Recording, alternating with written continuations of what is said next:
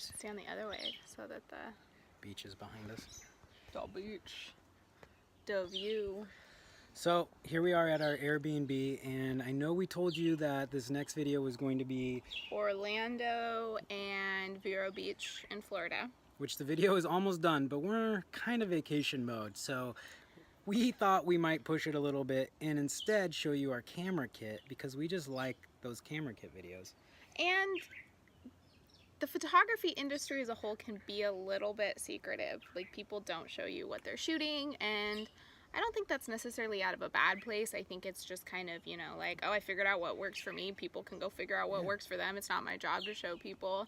But, you know, we wished back a few years ago that we could have seen more kits of what people were shooting, and we still like watching them. They're fun. It's fun to see like how other people are getting their results and what they like to shoot and what their process is, and it's fun to see how other people work. So we just wanted to show you what we're shooting, and also kind of encourage you that it doesn't have to be cookie cutter either. You know, it doesn't mean you have to spend $5 grand on the latest DSLR to be a pro.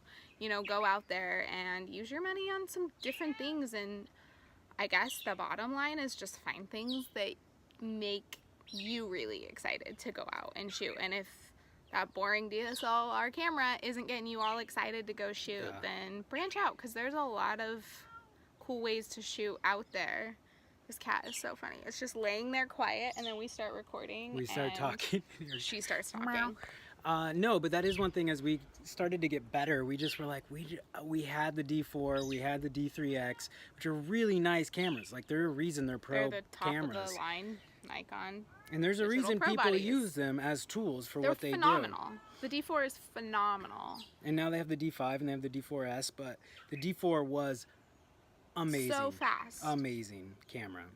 But it was we really like our kit that we have now. Surprisingly, like, we just shoot differently, and we really love how we shoot, and we love the process, and it makes us really excited, and we feel like we have this huge unfinished body of work out in front of us that we're so excited to get up every day and tackle a little bit more of, and to keep pushing ourselves and finding new things to photograph and new ways to photograph them. And so it doesn't always have to look quite like you think. So we encourage you to get a little creative with your work and to find things that you love, and hopefully showing you our kit will maybe inspire you to take a second look at your kit or add something funky and new, and just keep experimenting, keep having fun with it, keep creating, because that's when it's going to be your best work. So let's dive in. Enjoy. So Ben just decided that he wanted to put together a quick little video about what cameras we bought with us to the Virgin Islands. And every time we take a trip, we put together a little bit different kit depending on what we're going to be shooting, what the light's going to be like, how much space we have, etc. So we're going to go through what we brought today for this 2-week trip, starting with the Minolta Autocord. And this is a recent acquisition to our kit, and it's medium format, and it shoots square images. It's the original Instagram, and as you can see, it's actually, for medium format, pretty compact, so that makes it a really, really good option. Plus it's just so whimsical, and it has a really kind of cool look, and from what we've put through it already, it does very well with water, which obviously does well here. That's the friendly neighborhood cat that we allow to come in our Airbnb, because we're suckers like that. Oh, Bobby. Yeah.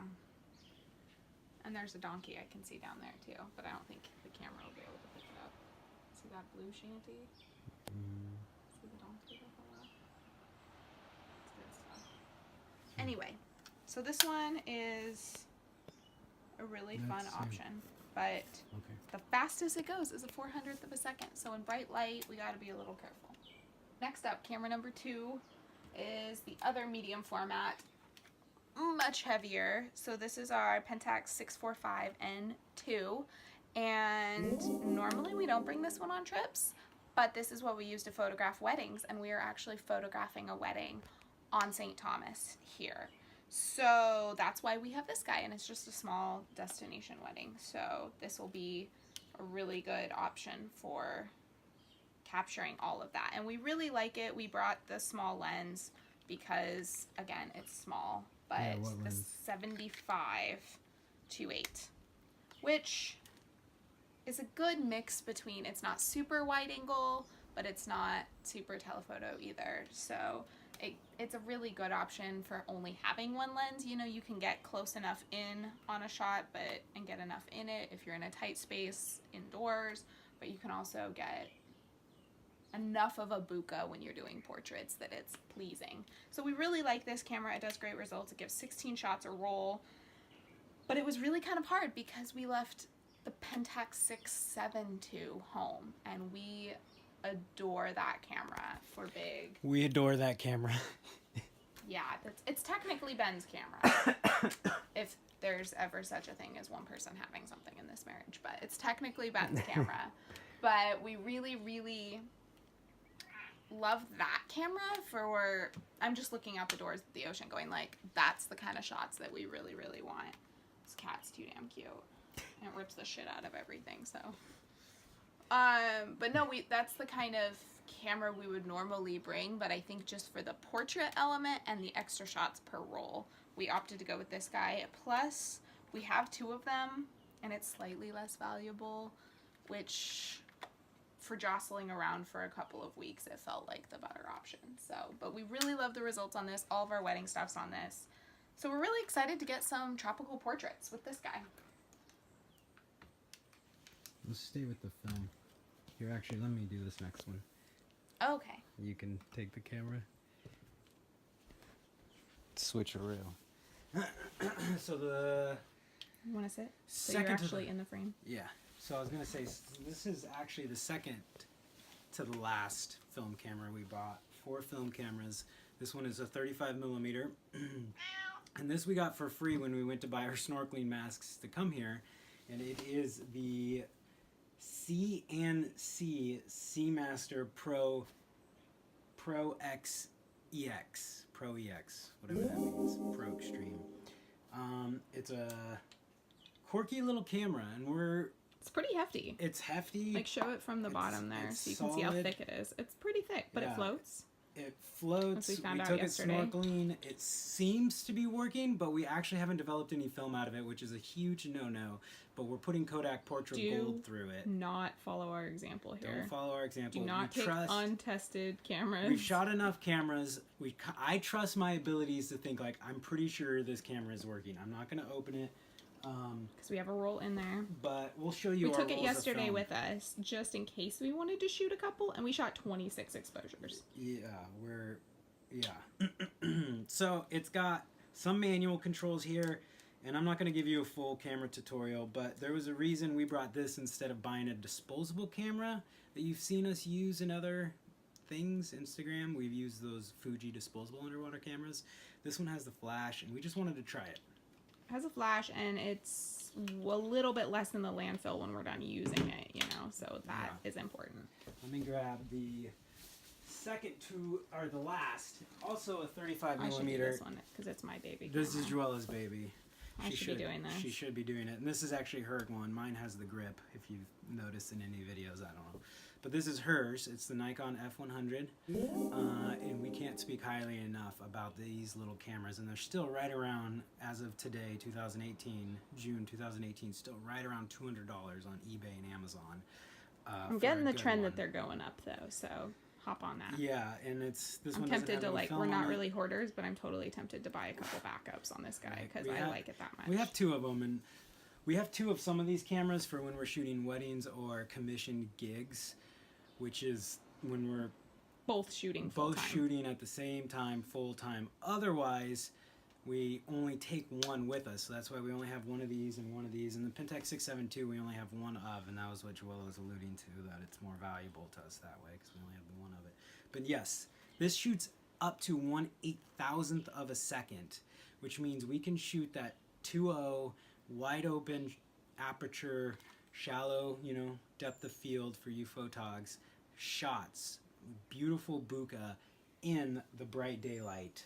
So it's really nice. I mean, even our digital D750s don't shoot at 1/8000th. Our old D4 did, and I think the D3X did as well. We had pro body Nikons before we downsized. Because we don't really use them. But we don't really use them. If you're getting our drift, we shoot film. So here's the last of the 35, and let me show you the couple lenses we brought for it here really quick. Let me just do this one. This is it. This is it. And you're going to do Milo too. Nikon 50-1.8, which you've also seen.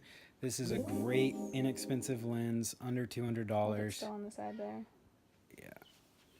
Oh, yeah, I got it. Nikon. We really like it. It gets great results. We shoot it around the 2.0. We shoot 2.8 on that film body. Yeah. This is the other beautiful piece of glass. And we went with the 35mm. We love our 85-1.4, but this is the Nikkor. Come stand back on this side because your face is getting pretty bright. So yeah, we love our Nikon 85-1.8 or 1.4. It might be my favorite piece of glass we own, though we don't use it as often. I use it in almost every portrait commission session. I will pull that out if I can at all, because it's and we use it when we're exquisite. going out to intentionally take some shots of us, but for the most part, we don't use it because it's just tight. It's a nice piece of glass. So it's a big lens. It's very expensive, and it's very tight, and it does have a very classic portrait look, which isn't always what we're going for when we're traveling, because we're going for more of that wide open travel. So the 35mm gives you that sense of place, and since we're traveling, we brought this, and it'll be great even at the wedding. You can take amazing portraits with these. I know people who shoot weddings and almost everything with a 35-1.8. You have to know how to shoot it a little bit so you don't get distortion on your edges. You know how to shoot it, yeah. It does beautiful work, and again, it's wider open, so we can actually show you where we bloody are. We didn't travel all this ways to just look like we're in a back alley anywhere. You can see the sense of size here. That 35 is a big piece of glass, and the 85 is even a little bigger. So there's our film gear kit. We have one more lens, and you want me to do the drone? Yeah, Milo? You do Milo. Okay, so we brought our drone, which is the DJI Mavic Air. DJI Mavic Air. We do that DJI, and it's just a little drone. I mean, there's these Mavic Airs. We're not huge drone people. Oh, it's super fun, and we love the results. So we brought this with the charger and one extra battery, even though we have a couple others, and that's all I'm going to tell you about that. Might as well do the last one. You can do the last one. It's kind of boring. We'll show it to him. Okay. You can do the last one and the last piece of kit worth showing. What are we doing? Okay, so the last camera we brought is our Nikon D750, and this is utilitarian more than anything. We need it for video. For as much as we love Super 8 video, it's super impractical for lots of video. It's got our mic with the wind guard on it. And I don't know, there's not much to say about it. We've got just a zoom lens on it that we use for video. We never use that for portraits, but it works okay for video. I don't even know where we got this lens. I think a kit lens, I had it. Did not get it with this camera. Did I have it when we got together? Maybe. It's the Nikon 24-120. 3.5 to 5.6. VR, which is nice. It's VR and gelded, which is fine, but it's made in Japan. I mean, it's everything about this is perfectly acceptable and it gets the job done. It just doesn't like send chills up our spine, but it's how we show video to you guys of what we're doing, and sometimes we'll shoot the occasional portrait on here if we for some reason want it earlier than we're going to get the film back. Yeah. So I mean, there's nothing I can say negative for this camera. It just is not the process we adore, but it gets us the footage we need to show you guys. So it's a tool. It came with us. Yeah, we brought it. And this is one, we brought one. We have two of these as well. So this is one of the double kits. Let's see. And then we brought one light and one light meter. Oh, yeah. Are we really going to do all of it? All right, let's do it all. So we have the Sekonic L508 Zoom Master. This thing's magical. It's easy. It's easy to use. And we have some black and white film with us. And we have some Ektar and some films that we shoot a lot more precisely than we do our Portra 400. Our Portra 400, that C41 Portra 400, we can really let go. And so we're actually really good on that F100 little 35mm camera at guessing exactly what we need to be shooting. But for the portraits on the medium format, definitely for this Minolta autocord, and definitely for the type of films we brought, we want to be metering our light so we know exactly what we're shooting. So this guy's great. I love it. It doesn't eat through batteries. It's pretty rugged. We string it around and it gets knocked into all sorts of things. So yeah, it works. Super great. And I don't even know. When you start metering your light, I'll give you like a pro tip for beginning on film. If you start metering your light, your consistency is going to go through the roof. It makes a big difference. Let me see. And we crammed all this into 2 little carry-on bags, by the way. Our personal items were all cameras. We'll have to show you our bags, but... So here's some of the film stocks that we brought. Portra 160. This is our 120 film. And we really like the way 160 looks in full sun. We like the way it renders in full sun. We like the base. It gives a really nice intensity to watercolor, so that when we're shooting the ocean, it really looks vivid and beautiful, and it does, like I said, something really nice with skin tones when you're shooting things in direct light. So we definitely, so that's, I think, all we brought for our 120 film. We have, for the wedding, we have different film. So, oh no, I brought a Fuji 400. We have some Kodak Gold.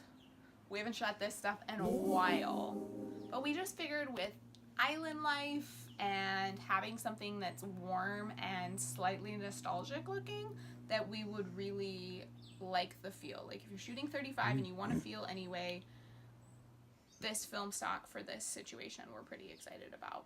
Yeah, we wanted that like grainy 35 feel, kind of like we got when we were 90 kids growing up. Yeah, we want it to look like this was shot in 1990. Yeah. So, and then we brought Portra 160 for 35 as well, because it's freaking gorgeous. Yeah. And this is what we'll shoot some portraits of us on down here as well for just our documenting. And then hiding in here somewhere, this one's really fun.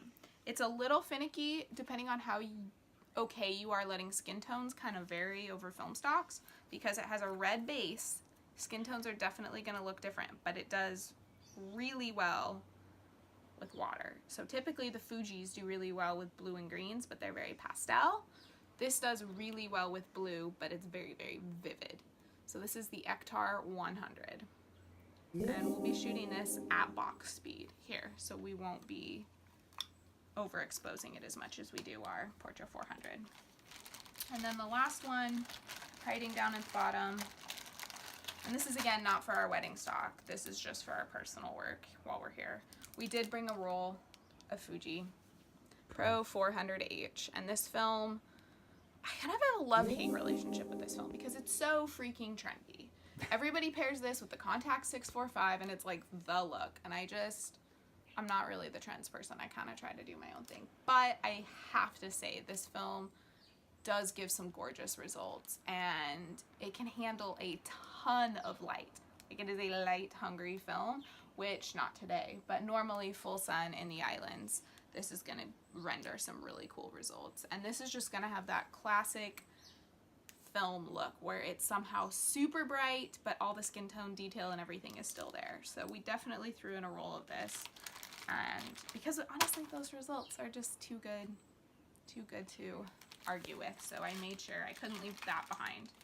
So that's what we're shooting for our personal work here in the islands, and I guess I should add it with all of the rest of the crap. And we also brought a continuous light, but I don't know if we'll use that. We just brought it. We didn't bring a reflector or anything else. Yeah, we might use this for any nighttime bar shots we would maybe do, or Videos. wedding video. video potentially. ourselves. Yeah. It's good to have. It holds a charge like crazy. It's compact. It's like the size of a cell phone. Yeah, here. It's a great little. I'll show the people. So this is what Joella looks like now. Fresh off the beach and covered in salt water, mind you. Okay, yeah, see that? And then if I just add a little light back into this side, you can see. It's a great little light, and you can dial it down, dial it up. Super easy. Super easy. And super little, so we make sure to have it on hand. We always have a light meter and a video light. What light is that? It's nothing. It's I don't a even know. ProMaster 120. It's something we found on B&H LEDs. Photo. Yeah, it's an LED 120 SS. So Super slim. super great. I mean, honestly, we have a light meter and the video light no matter what, whether we think we're going to use it or not, just in case. Like I said, we really are good. We don't meter our light a ton with the F100 and the Portra 400 anymore. We just know what we're going to get out of that camera and out of that film stock, but we still have a light meter always. And same thing with this guy. We don't bring it out terribly often, but when we do, we're so glad we have it because it saves our butts. So we always have it on us just in cases. So this is technically, here we are. We are minimalists. We live in 200 square feet. So this is our minimalist. And we sat down. It took us hours to come up with this kit because we just looked at everything we had and we pro'd and conned a few things and went like, what are we really going to use? What results do we need? What's going to be the most fun, giving this setting, and kind of that look. Like I said, we talked about the Kodak Gold 200. You know, we really thought through what look we wanted, and St. John right now is post-hurricane, and it's a lot quieter than normal, and people have been saying that it feels like the 80s here. And so, we're kind of just playing that up, this old school island vibe while we're here, and so we really thought through what results we wanted, and that helps us narrow down our kit.